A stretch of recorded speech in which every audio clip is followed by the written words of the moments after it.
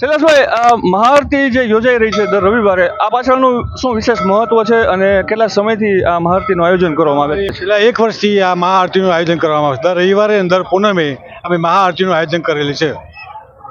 આનું પાછળનું કારણ એક જ છે કે દર રવિવારે માતાજીની પ્રતિષ્ઠા વધે એના માટે મહાઆરતી ચાલુ કરી છે અમે.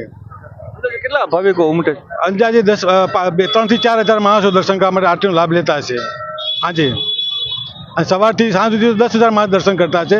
પણ મહાઆરતીનો લાભ 2 થી 3 હજાર માણસો લેતા છે. આ લાભ પૂરેપૂરો. આ સિવાય બીજા કયા કયા ધાર્મિક કાર્યો પણ અહીં યોજાય છે?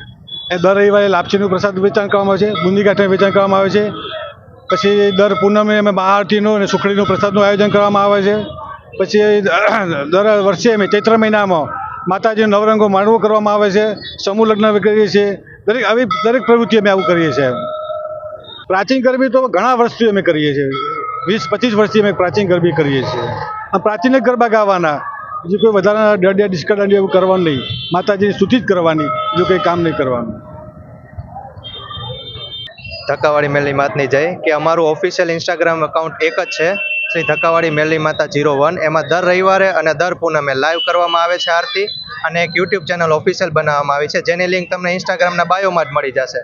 તો ફોલો કરો અને યુટ્યુબ ચેનલને સબસ્ક્રાઈબ કરો અને બેલ આઇકન ઓન કરી દો.